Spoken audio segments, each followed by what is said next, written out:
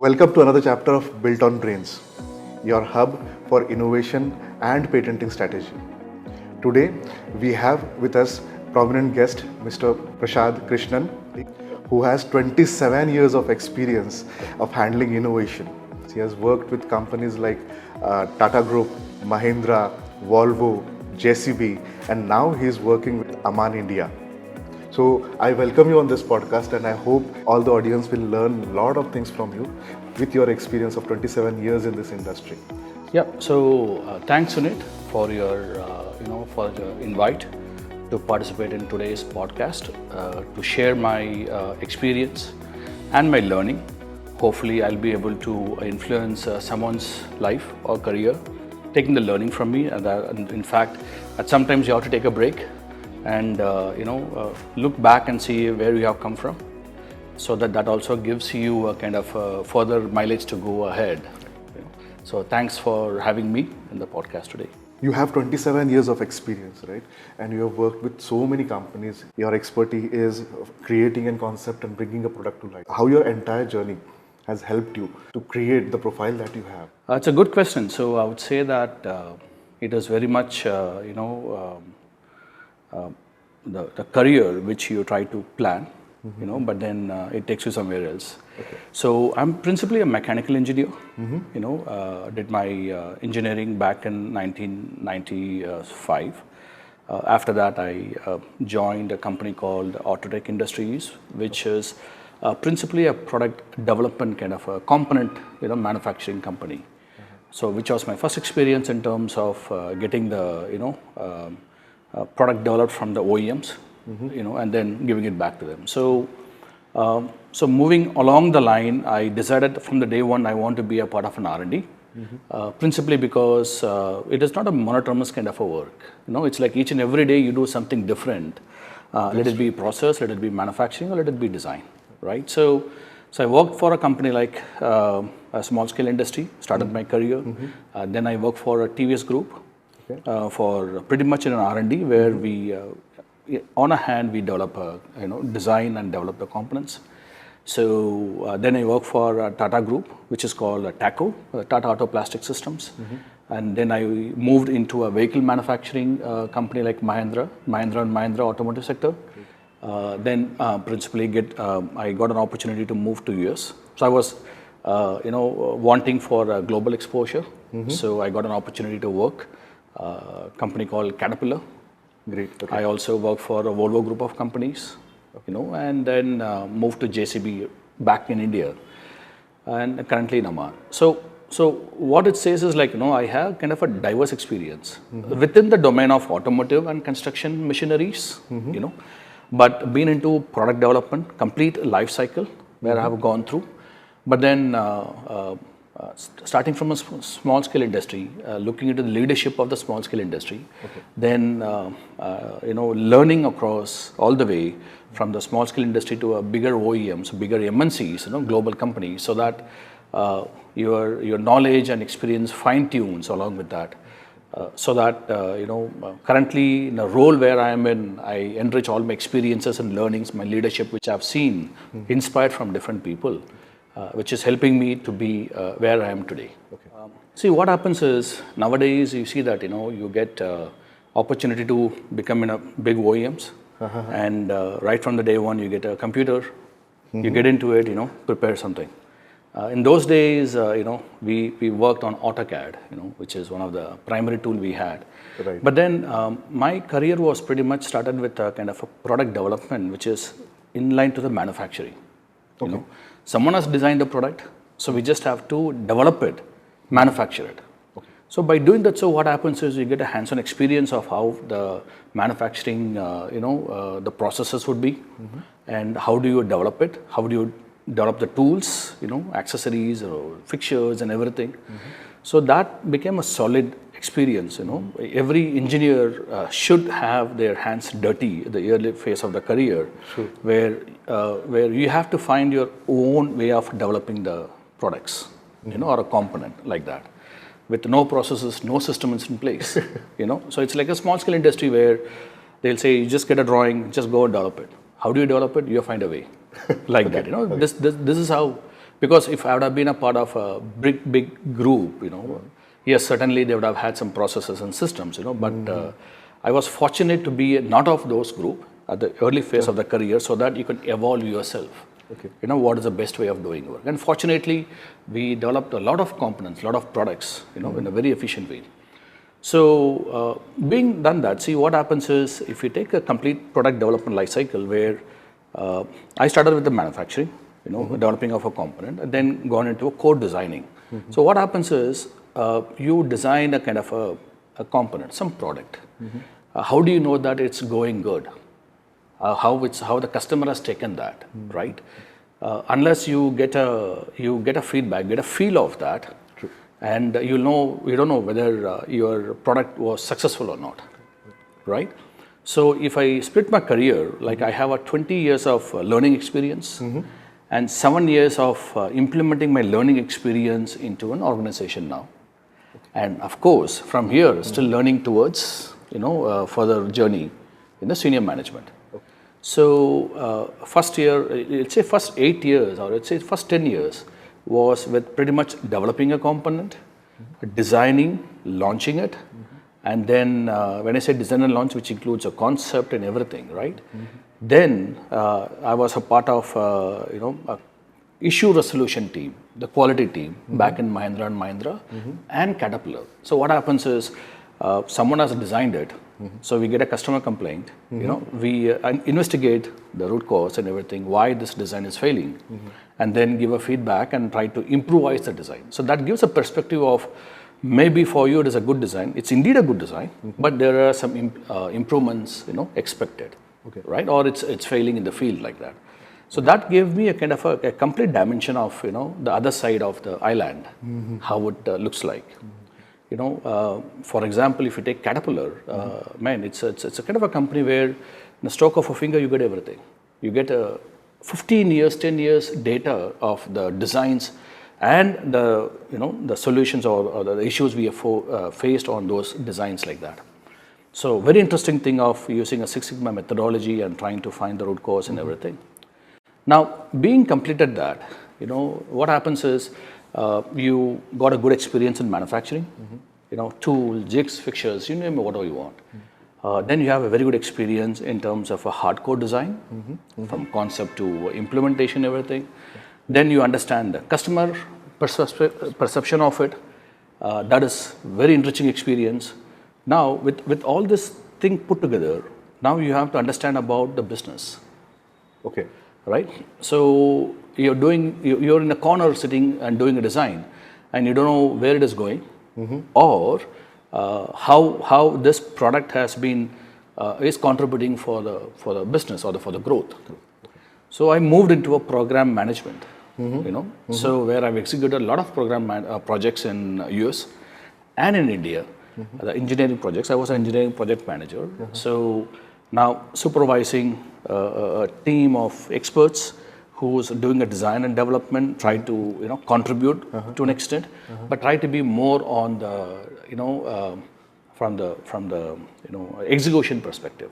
Okay. So you have a strategy. I mean, you are always having an idea. You always have a design, and then execution, planning and execution. So planning and execution, I spent almost close to let's say 6 years of my career exclusively on that. So now when I moved to JCB, where I was heading the compaction division, product engineering team, this experience of your manufacturing knowledge, your design and development knowledge, which includes the testing and everything, then you are pretty much critical on strategies, planning, executions from the program perspective. So with all this being said, now you can I got a confidence like, now I'll be able to direct or travel along with the team for the, better products development, aligning to the business objectives. Okay. So between the product engineering team and R&D head, it's almost similar, but in terms of learning where you have learned so far, you can just implement it, along the way. You mentioned a very interesting thing. Sometimes you feel that the design is very good, but you sometimes get rejection from the market or from your seniors. So, on that perspective, do you want to add something? Because most of the innovators today, I have been working with innovators, and their perspective is always like, this is the best innovation. And most of the entrepreneurs specifically fail to test their products in the market. And that is one of the reasons why there is huge amount of failure. So can you share that experience, why it is so important to test it first and don't go very much fascinated with their own idea? See, I'll tell you, one interesting thing we have is any designer, any creator, I would say, he is pretty much proud about what he has done, which is quite natural, right? So, and I was like that. So at the early phase of my career, first of all, the beauty of being an R&D is pretty much like, you develop something, you get to know, to touch and feel that, hey, you know what, this is what I have done, right? So that you won't get anywhere because you have designed it, you are a creator, and designed it and developed it. And when you touch it, you feel so proud, like, man, it's really good, like that. Right. But then there comes the challenge. So forget about whether it's a customer or service, whomsoever is that. Anyone from other departments or someone comes and says that, you know what, it could have been like this. Your ego hurts slightly. Yes, a big hurt actually. Right. So it's like, come on, what are you talking about? Right? And I've gone through that process. Even now also when recently we have been displaying some kind of product innovation to our senior management. And the senior management was pretty much like, yeah, it's good, but you know what, you better check with the customer whether you really need it. And I feel like, come on, man, I've done a beautiful thing, you're not even seeing it. Okay. But the dimension which he is coming from is more of market acceptance, retaining the brands and things like that. So several examples I had, like, you show it. One is getting a feedback, which is like, you have to be, first of all, receptive to the feedback. You have to accept the input as it is, and then take a time, churn into it, and try to see that whether you can able to improvise it. Now, the second part comes, this is more of a feedback. The second part is how this system or concept or product is going to perform, So the testing forms an important phase in a product development cycle. So generally in our machine developments or vehicle program developments, we used to have a voice of customer. Voice of customer. We capture the voice of customer at the stage starting of the project. Okay. We have a concept. We show the competition model. Like, we say, this is what we are intent to do. Gotcha. Okay. And then we make a first prototype. And we show the first prototype to them. You know what? The first prototype, we have given a requirements like that. This is what our need is. And the first prototype or something, just go and give a criticism. So they pretty much, go to an extent of abusing the mission. And we say that do it. Please do it. Great. Okay. So that we get a valuable feedback. And the feedback will be in such a way like some certain things could be unreasonable, certain things could be reasonable. So we tabulate that, we prioritize and see that which can be taken for granted or which has to be, or very, very well clarified to them, saying that, hey, this is how it's going to be. There's always there'll be a knowledge gap, Right. So, so when the voice of customer is done, which is like you got a first-hand feeling of the customer. Now this could be a service, sales team, or it could be a customers coming from outside. We used to bring the actual live customers also, who operates the mission and gives a feedback. And when they do it, we also we'll give a competition machines also. Competitors machines. Yes. So compare both. How about X mission? Y? Y is mine. X is competitors. Run both. Great. Give a feel of it. They give a feel, feedback on all the perspective of it. Now this is capturing your first-hand input of it. The next phase is validation, verification and validation. If you don't do that properly, for certain that your product is going to fail. Now, before going into verification and validation, you should be knowing what is your customer usage pattern. We call this a kind of a duty cycle. Usage pattern. Okay. Yes. Like for example, you take a car. Will the customer use a reverse gear? Yes, they use a reverse gear. Yeah. They go at 1 or 2 kilometer per hour generally for Reverse. taking it back. Oh, you know what? I want reverse to happen for 30 kilometer per hour, which is a nonsense, right? So we have to define the customer usage pattern. So how we do is we sit with the sales team, we sit our service team who knows they have been into the front side of the customer. So then we also go and do a benchmark. We go to the different sites and try to see how they use the patterns and everything. So the product has to provide a desired output, for the which we have to study all these things, and then we take it through verification. It's a V actually. It's a verification and validation. Okay. Verification is more of make sure that it complies to the legal requirements, some basic safety, those kind of requirements, which is more of verification of systems and subsystems.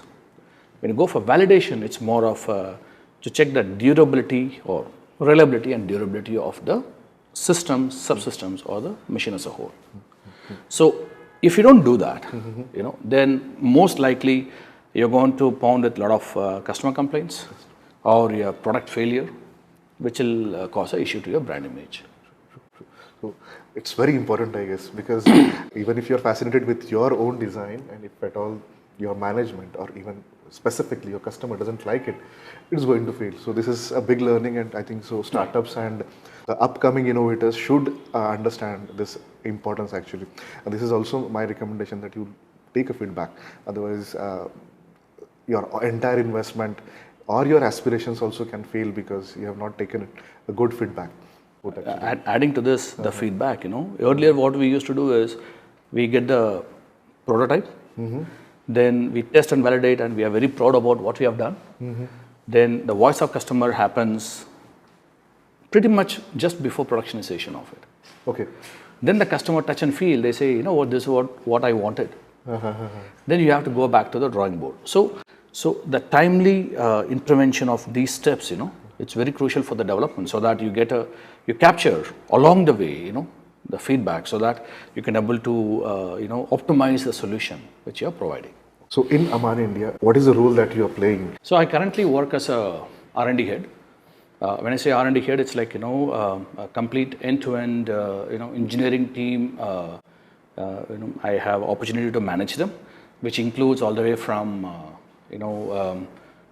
defining the strategies, defining the roadmap, and executing the strategies and the roadmap to an extent of developing the product and, launching it to give kind of a business value, So that's what my profile is.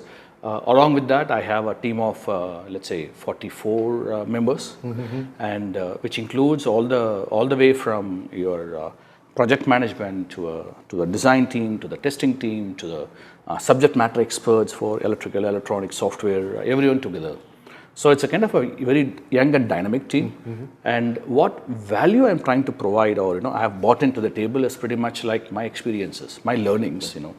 So being worked in India, being worked in MNCs, or you can say the world-class companies like Volvo, world-class companies like JCBs, or Caterpillar or Mahindra.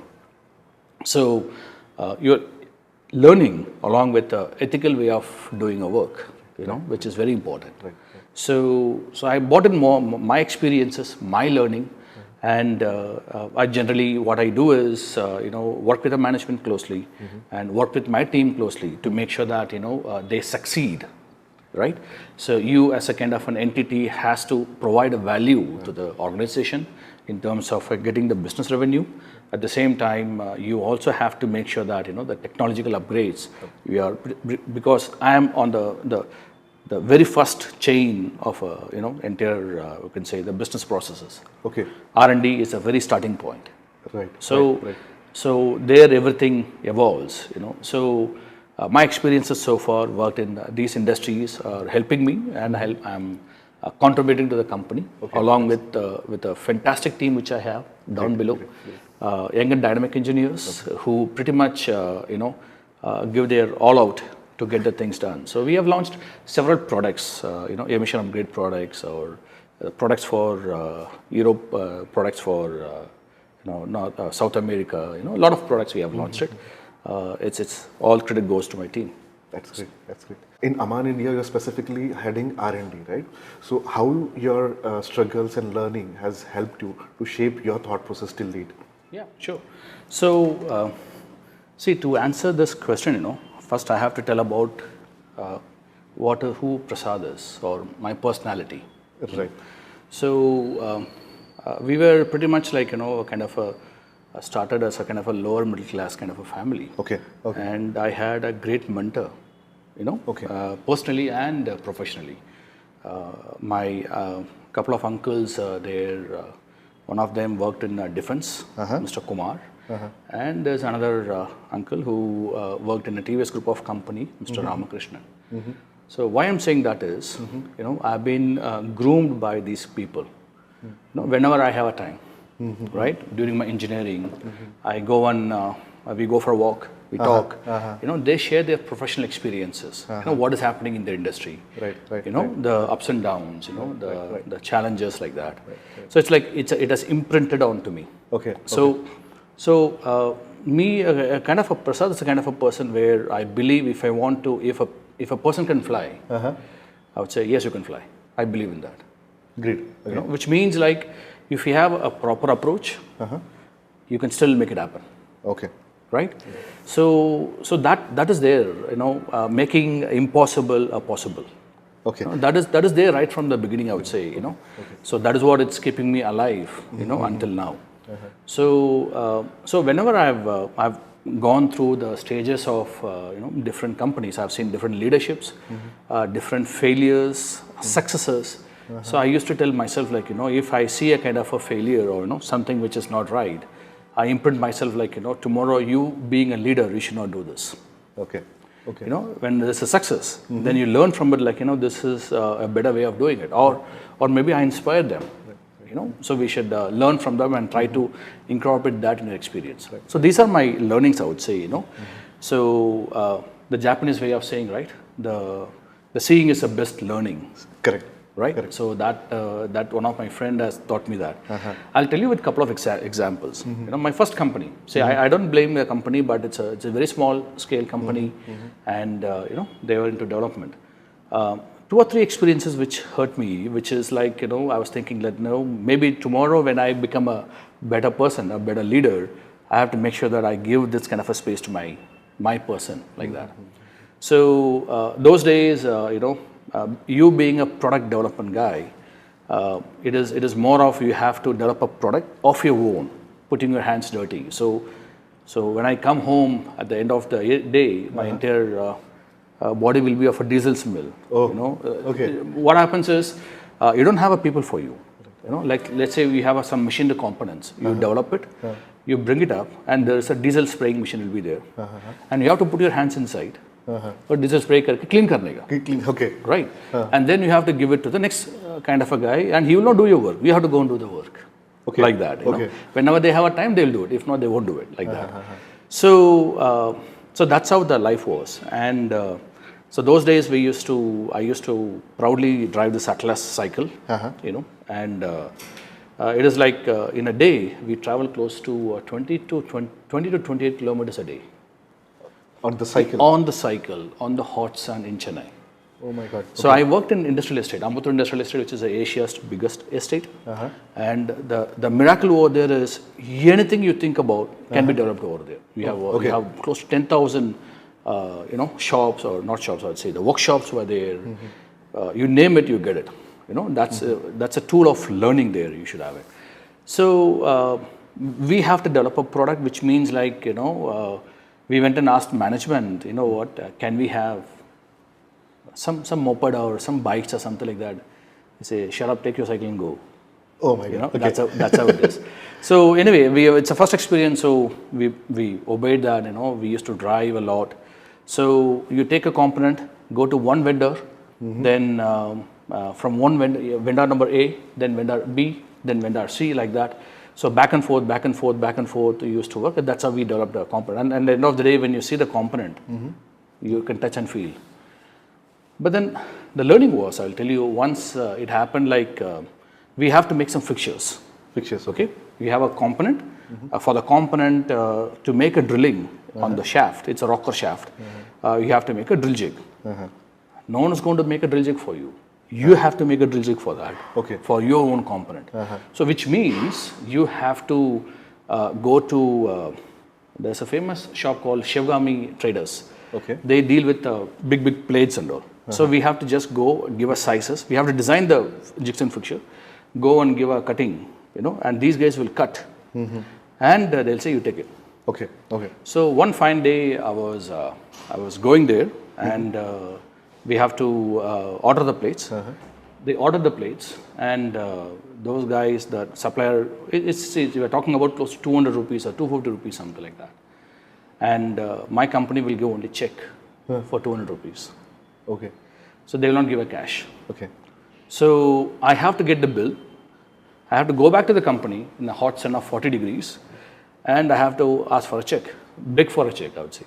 Then you have to take the check and give it to them. This guy will shout at me saying that you can't even give me a cash or what. And we have to listen to all these things. So all these things are fine. But then what happened is that's a place where the main roads were there. On the side of the main road, they have a shop. So you have to just go and cut it. And I took it my favorite cycle. And behind my cycle, I used to have a cotton box, like, the wooden box. Because you have to carry the material. There is no tempo or something to carry your material. You have to carry your own material. And the materials are like, you have 150 mm by 80 mm, 25 mm thick plate. Heavy plates. So I went over there, and this guy, he cut everything. He said, Lelo. So the thing is, now they said that take it. It's like, pretty hot, 100 degrees centigrade, just a big cut over. So how do you take it? If you leave it over there, it will get lost. It's a big shop, big cutting shop. So we don't know what to do. So I have to hand carry, to the shaping shop. There's another vendor who does the shaping, cleaning and everything. So how do I do it? I was thinking for 5-10 minutes in the hot sun. Then I found a kind of a used cloth on the side of the dustbin or something. It's like on the road, kapda milta hai na? Right. So you can't touch it. It's going to be very hot. So I took those cloths from the side of the road, wrap it on my hands, and take those components and put onto my cycle on the cotton box I have. And then I have to go to the vendor. Now the problem here is, Sumit, if I want to go from vendor A to vendor B, they will say you should not go. You have to come to a factory First, put a GRN, and once again put a delivery challan, and go to vendor B. So we used to say, you know what, it's a hot sun, and the hands are burning. I said, no, you have to take it like this. So it triggers like, why can't you guys trust us? Right? Anyway, that's a company's policy. So we used to take it back there, and there we have to wait for a couple of hours to put a GRN, accept it, DC and everything. Right. So take it to the place. So why I'm saying that is, the lesson learned here is, number one is, there are young energy engineers, including me. There are several other guys, who give their life for developing the component. Correct. But guess what? You don't have a proper equipments. You don't have a proper mode of transportation. The trust is an issue. They don't trust. They say that, what happens if you take the material and run away? That's true. So those kind of a thought process, which means like they don't trust.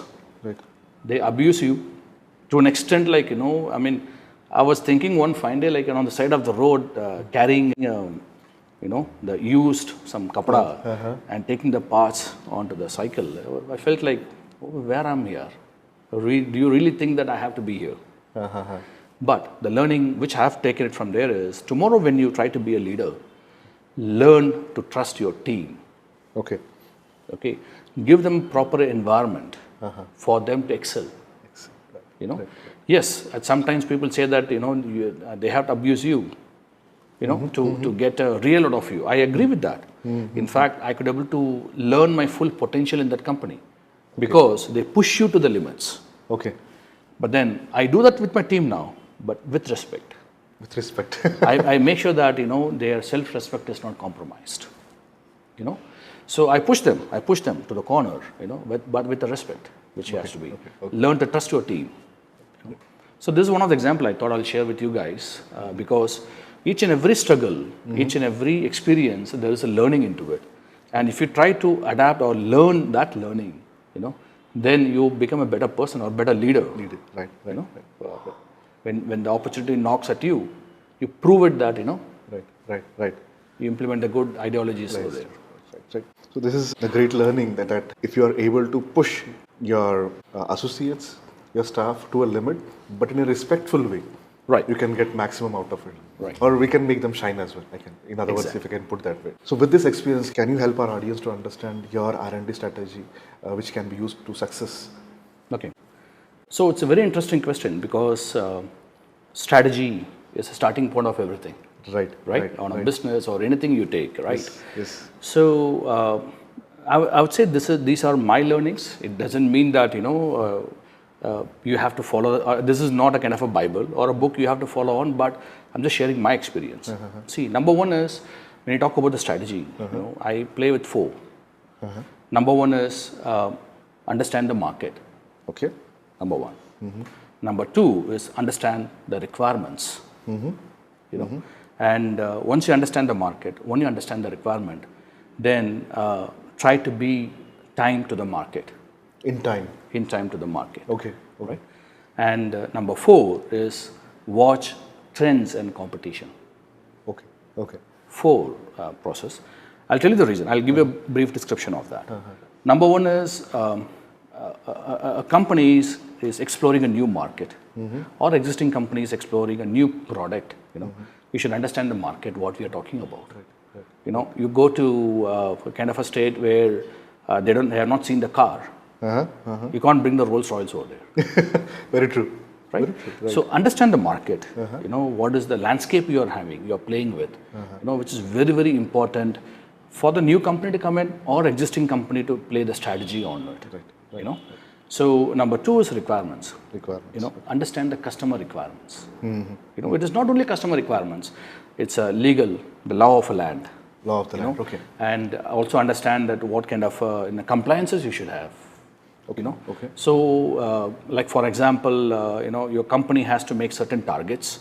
So understand those requirements as well. End of the day, if it is not complementing your business, whatever strategy you're having, it's going to be in the dustbin. That's right. So understand the requirements precisely. So understand the market, understand the requirement.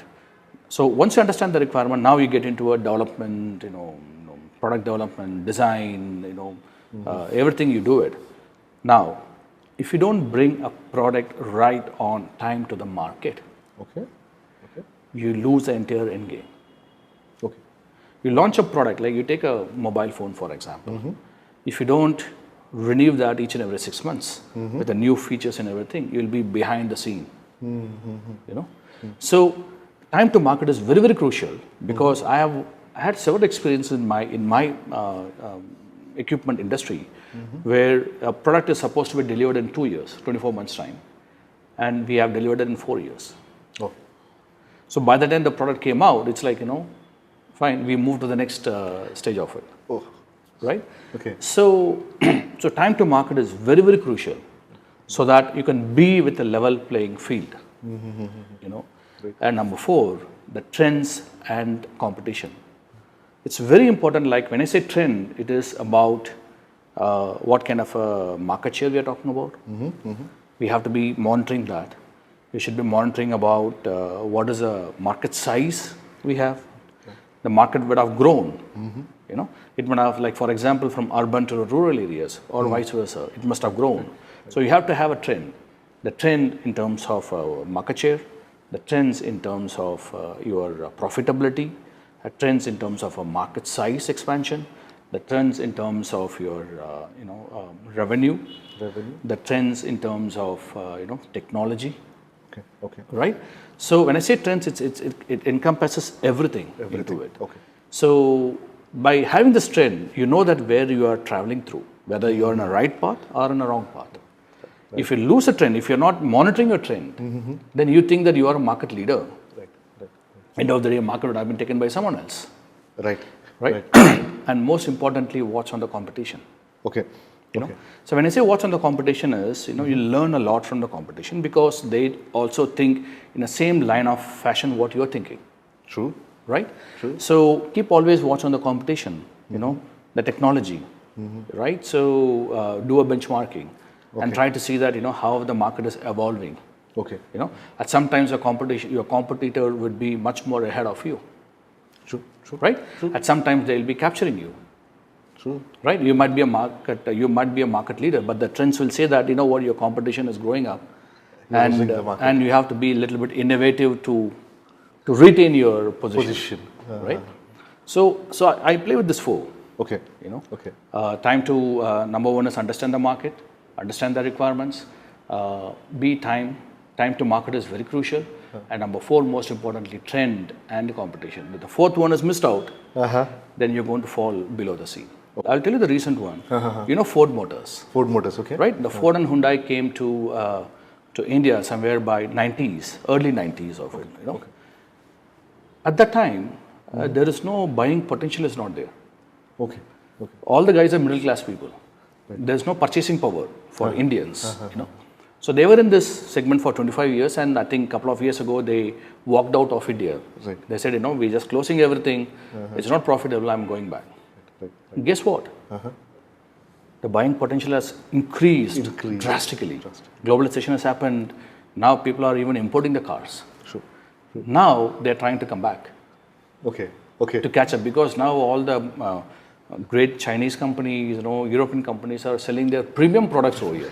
So the market has evolved from the kind of a low class or economic kind of a model to a premium segment now. Right.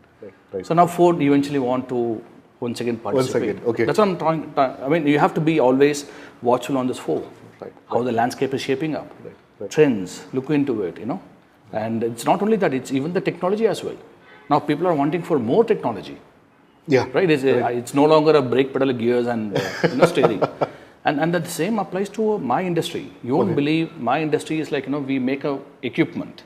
Construction equipment. In those days, they will say you should have a steel, you should have two drums or, bow, something like that, buckets. So it will do the work. Yeah. Now people are looking for a better styled product. Styled product? Yes. Better, like for example, there are instances where some of our customers, like there's a scratch on the paint. I'll not take your mission. Come on, man, this is a mission. No. I want high quality painted product. Okay. Heavy machinery I'm talking about. Okay. That's technology. They want IoT. They want a telematic system into it. Okay. Because my competitions are playing on that. So they want that. They want a technology. They want a fuel efficiency. Okay. Can I talk about we are not talking about cars here. We are talking about road machineries. Right. So the level. I mean, we are almost Indian markets are coming very closer to US and Europe in terms of a compliance, in terms of a safety, in terms of a technology. Okay. But not on the price. You want all these things in a lesser cost. That's India. Typical India. I want best of everything.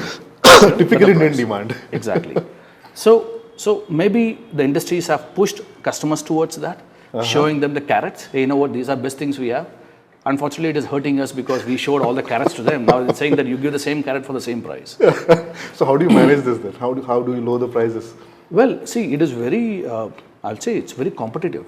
Very much issue for us because. Let's say, for example, we have IoT, telematics. Telematics is kind of a system where sitting from here, you can see the fleet of the missions, what is happening in that mission. You get the dashboard and everything. So there are telematics available, which is expensive.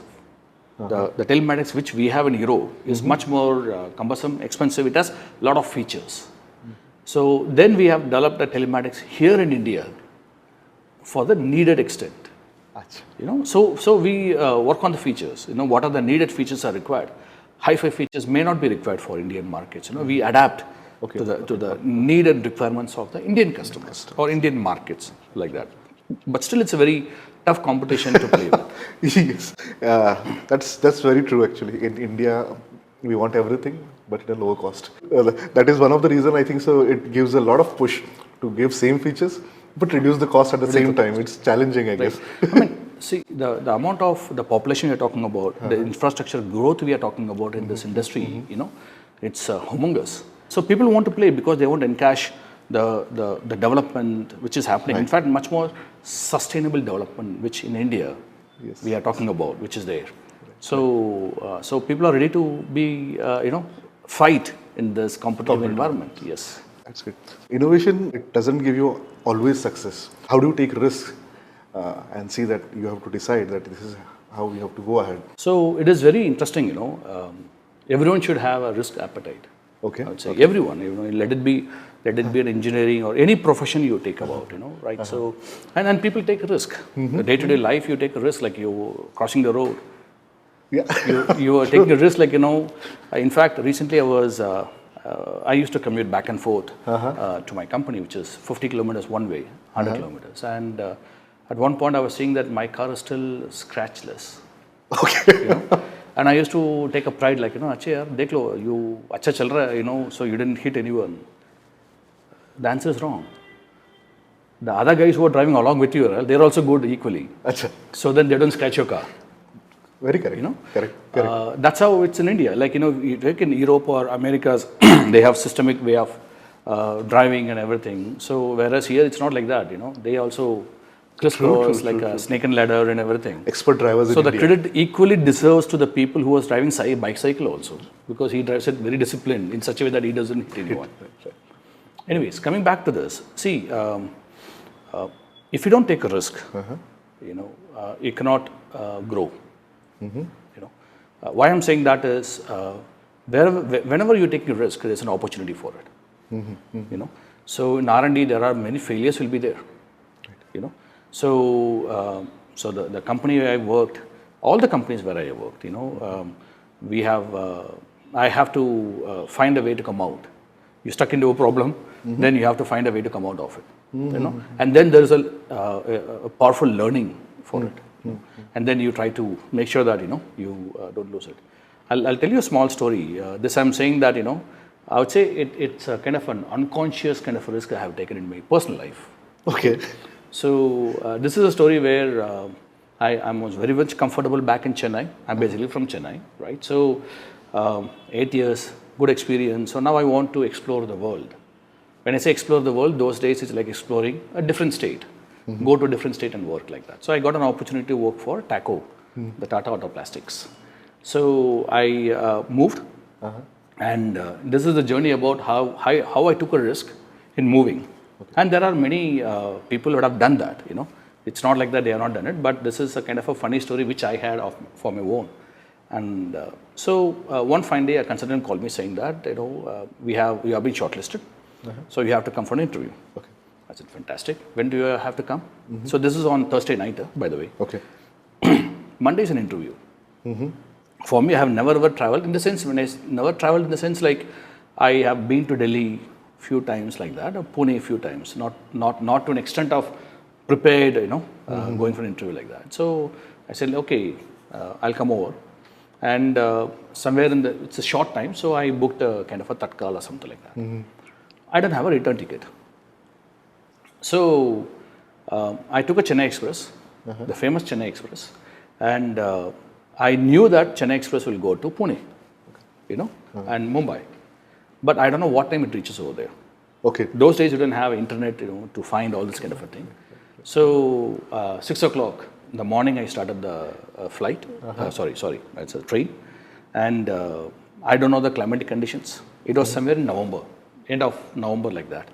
So I packed all the dress and everything, suitcase, and a pant, a shirt, and one shawl, which my mom proudly gave it to me, and a slipper.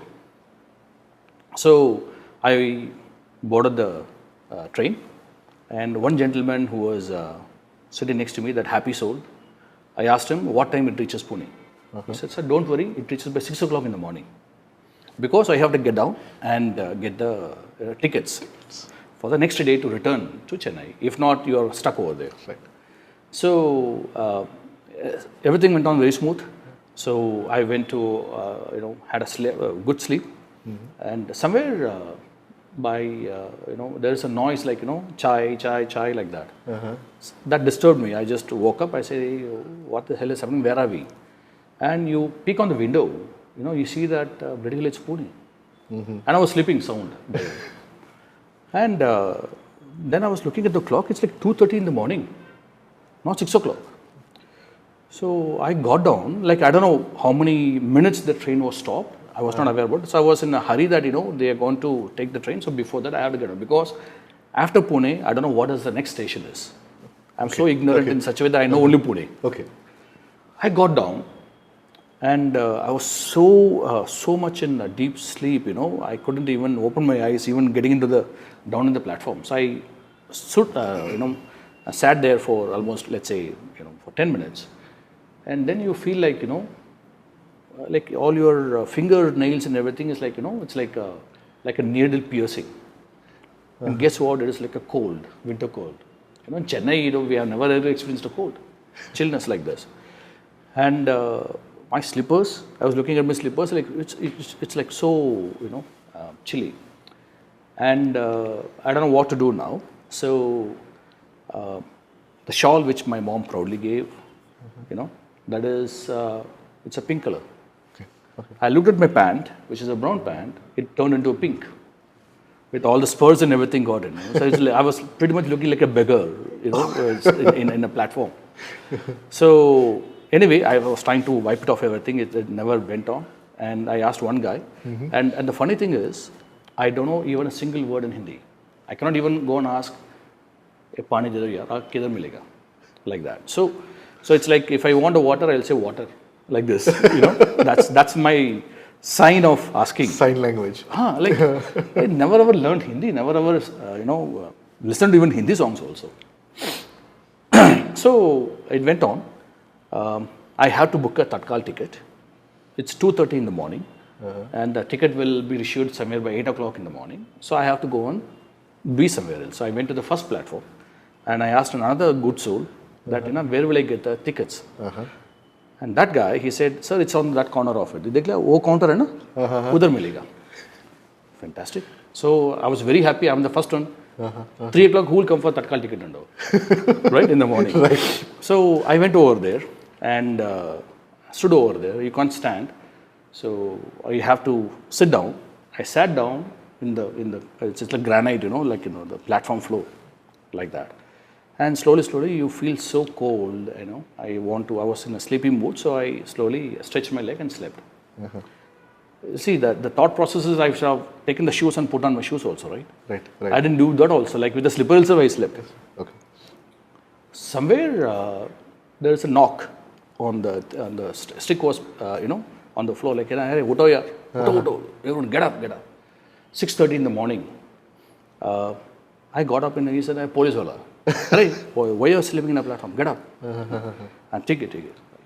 I got up and turned around and saw all the beggars in Pune station was just sleeping around me. Okay. So with my pinkish one, everything, I was also looking literally like a beggar there. So then you got up and I felt like, "Arey yaar, main kidhar tha, main kidhar aa gaya." That was my reaction was. But then, of course, I got tickets and everything. I returned. Why I'm saying that is pretty much I'm willing to take a risk. Okay. Without knowing the language, without knowing where am I going. That was my first experience coming to Pune. Permanently come on, station here to work. A lot of challenges. So this is one of the small story personally. So I'm willing to take a risk. I also took a risk to go to US also. Like that. So if you don't take a risk, you have to stretch yourself to an extent where I'm willing to give up to an extent of my comfort zone, and I'll take a risk and explore the new grounds, and that is necessarily required in your R&D function. Okay. So when you work on some inventions, some innovation, you don't know, you know where do you want to go. You have a focus, but you have to continue to pursue and take a risk and move forward, which will take you to different limits. So how do you manage this risk-taking, your capability when you're working with the team? So how this affects or how do you influence your team to take risk? Okay. See, first of all, when you talk about the team, right, you have to give them the space. Okay. Okay. So typically what happens in reality is we are so much busy in catching up what we are doing. There is a fixed agenda of like, yes, we have to develop these products, we have to launch these products, and this is what we have, and we have to meet the business targets, right? You don't even have a time to think about, shall I do something different? Different, right? Right? So you have to allocate the time. Just saying that, just do this will not work. You as a kind of a leader has to allocate the time for the people to do it, which means you have to create that ambience and environment to do it, and encourage them to fail. Let them fail. Heaven is not going to fall. Yes, certain things where it's very critical to a time, to the market, you have to be very careful in the risk you're taking. So those kind of a calculated approach, we do it. We do a risk assessment, we do a risk mitigation, we foresee what's going to come, everything. So those kind of tools and everything is there. We do a risk matrix, risk assessment, we do everything. Okay. But then for the team, especially to be an innovator, creator, so I encourage them to go and just do some funny thing. See, generally when you talk in this kind of a innovation space, there are two dimensions to it. One is you're doing innovation and trying to bring some value in your ongoing product development process. And second thing is innovation for the futuristic development. There are two things. So the development you're doing it as for now, for the launch, which is a time-bound one. So you have to be very sensitive about the timing. You have to be very sensitive about make sure that you complete in the time to launch the product so that your business value is getting created. The second side is more about for the future, what is it I'm going to do. So in your R&D roadmap, we used to have that. Whenever we prepare a roadmap for these kind of products we do, and then what are the technology we are going to bring in. Okay. And at the same time, for the 5 years or the 3 years, futuristic visions, what is it we have? So we always separate like that. But then the pretty interesting thing is when you work in R&D domain or any domain, you can say specific. Since I'm from R&D, I'll speak about that. You should always should take a risk. And you being a leader, you have to encourage your team to take a risk as well. Now, when you say that you take a risk, when you tell your team to take a risk, you have to make sure that you give a proper enclave for that, proper environment for that. So you have to encourage your team to fail. So in my team where we work together, I call the people, unscheduled meetings, during a lunchtime or during our breakup, we just call them, and I put some kind of crazy thoughts into their mind. For example, we want to develop something wireless technology. Okay. For the signal transmissions. Which is new in our industry, and what can we do it like that? For example. Right. So it might be crazy, but then I encourage them. You try to be crazy. Okay. Try to do something. You might fail. I'm okay with that. But what I need from you is out of box thinking. Right. That is what I encourage my team to do it. So that maybe a couple of failed attempts, you might learn something from that. Maybe you might come up with something different, right? But the vision is very clear. What is it we wanted? Okay. In that enclosure, you fail. It can fail. Okay. Maybe it is like an incremental development. You don't have a technology now. Okay. The technology might come in the future. Right.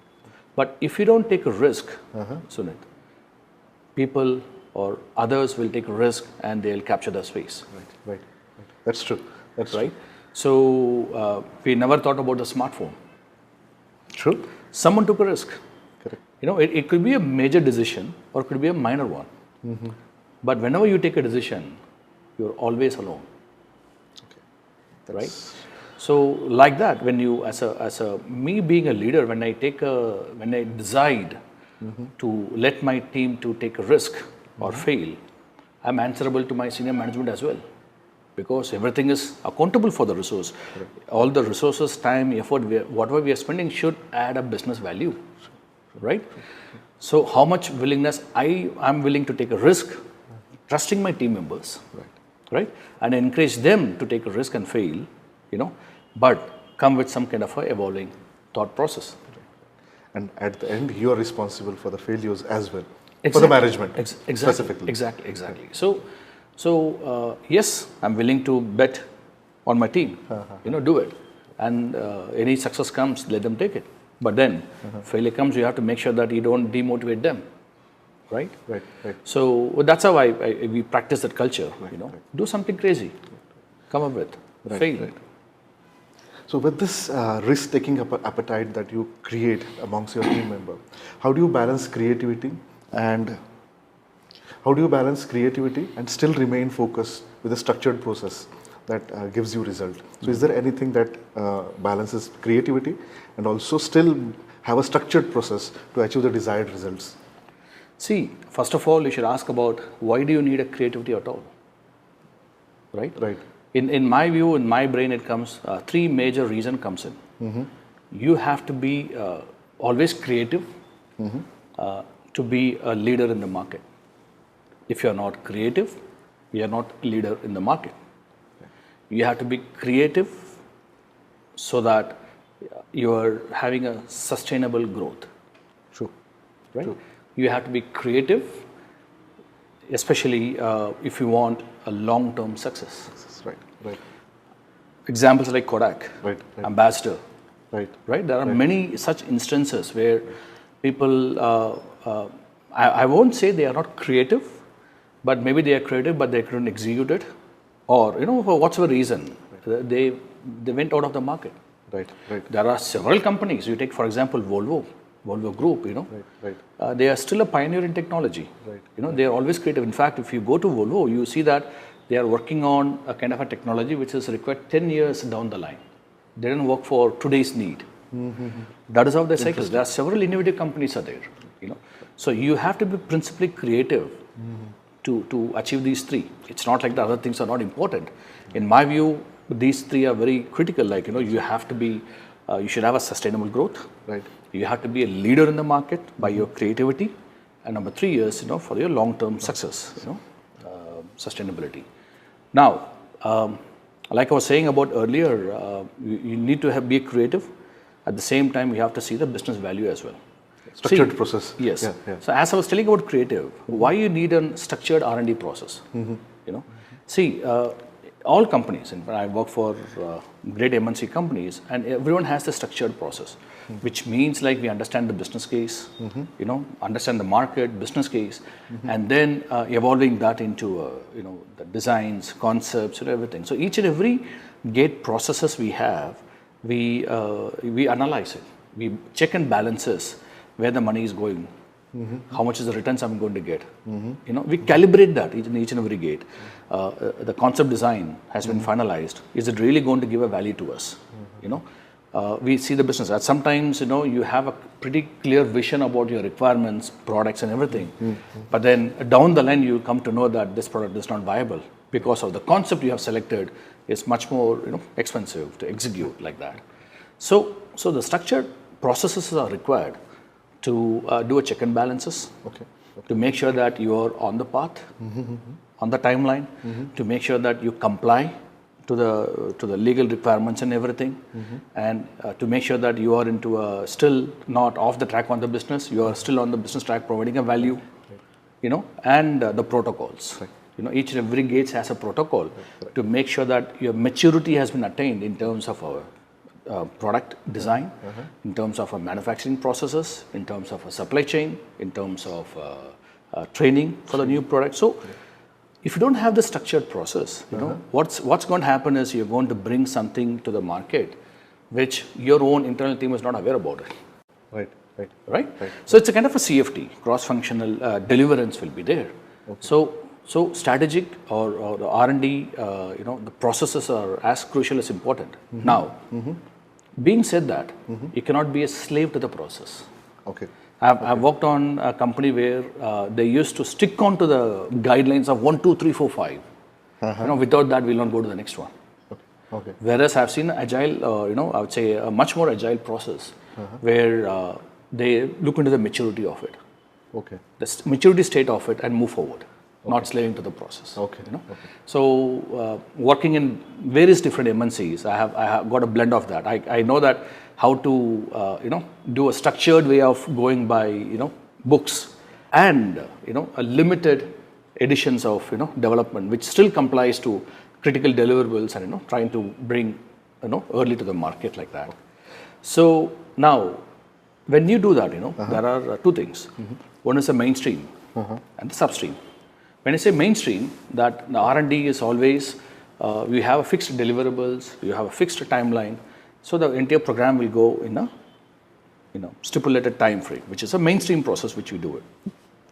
When I say substream, that you have to do some kind of a subsystem development or system development, right? So when you say about the creativity, you take a subsystem, you take a cooling pack, for example, or you take some electronic system, like that. I wanted to have a kind of a different technology. I want to be creative, different technology. Maybe I'll be able to implement it or integrate it into the mainstream process, or this creativity or this thinking innovation will take time to get matured. It might need a year, to prove out and everything. May not be a part of a mainstream now. Maybe you launch a product, then you make an upgrade. Right? So if you see in any R&D, they will have a list of innovative ideas, creative ideas will be there, and they'll march it towards the maturity of it. Once it attains the reliability of it, that it's trustable, it works, it gives a value to the customer and everything, then they include into the mainstream of the program or refresh program which they comes. That is how you balance it, so that you don't keep your what you can say a revenue generation or a profit generation kind of a product holding for the launch, right? Because I want to bring something new into it. So it's a kind of a balance approach which you have to do it, so that the business value has been attained.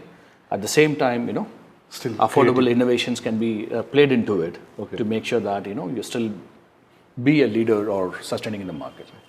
Right. So with this creativity and still being relevant to the market, how do cross-functional teams help you in this journey of R&D and innovation? Very, very good thing. In fact, teamwork is a famous saying. Right. And nowadays, all the kids are learning about the teamwork. There are a lot of workshop programs are happening, even during the college days or the school days. Without team, nothing happens. Right. So, if you want to develop a system, a subsystem, or take a pencil for example, you design it. Someone has to manufacture it. Someone has to source it. Right. Someone has to put a styling into it. Right? So you alone putting something in a CAD, and you cannot do that. At sometimes your design will be criticized by the cross-functional team, because what happens is it's a complete business process. You develop a product, it has to be shipped in a certain fashion. Right. So if your shipment cost is very high, that eats away into your profit margin. Okay. Right? So you have to work along the way with the logistics team to understand what their requirements are. Likewise for supply chain. Some of the designs which we do, we as a designer are very proud about our design. We always design very complicated. And our purchasing colleagues will come and say that, "Arey yaar, what is that we have done here? I cannot even source it properly." Or it's going to be 3 times expensive. Okay. Right? Okay. So you have to, in fact, there is a famous term called front loading. If you take an R&D development process, back in Volvo, when I worked back in US, sometimes we engage cross-functional team much late in the program, like after the designs have been, proto designs have been finalized, like that, and then get to know that we have a lot of things. So what we then did is we started doing front loading. Front loading in the sense from the feasibility stage itself, you involve all the stakeholders. Like planning, purchase, sales, service, everyone. Because everyone has a collaborative contribution to the program. If one function doesn't perform their deliverables, the entire project will fail. There is no any kind of a single guy who sits and do something and launch like that. It never happens. Never happens. Okay. Right? So you have to take an input, from the team for the feasibility, for the cost affordability, for the requirements from the customers, and maintenance of the products. Okay. Okay. So, or for example, manufacturing. You have to assemble, right? End of the day, like I've seen several examples, even now also, like they'll come and say, I can't put the hose together. It's too short, because the guy who's playing on the ground, on the manufacturing or assembly shop, he knows the difficulties. Right. So you have to be open enough to accept those kind of feedback, and take their feedback and act onto the design to make sure that in the business process efficiency is required on all the fronts, all the functions. If purchase is not efficient in negotiations, for whatsoever reason, your product cost is going to be high. Right. If an assembly team couldn't do it in a stipulated takt time of it, your manufacturing overheads or cost is going to be very high. Right. If a design is not simplified, it never ever comes out. Okay. So cross-functional, which is called as a teamwork, we say stakeholders in our language, right. And the teamwork and collaborative approach, getting their feedback, putting into it, and balance it. So in fact, some of the good designs come from the cross-functional team. Okay. The we designers will say, let's have like this. They'll come and say, why can't you have like this? Okay, that's interesting. So many such instances are there, which they come and give. Once you just put a thought into it, they'll come and say, why can't we do like this? It'll give a value to us. Okay. In terms of stabilizing their processes, which they have to supply in the mainstream. So R&D is not only restricted to R&D team. So sometimes you may get inputs from other cross-functional teams as well. And maybe sometimes those are effective. Right? So that's interesting to know.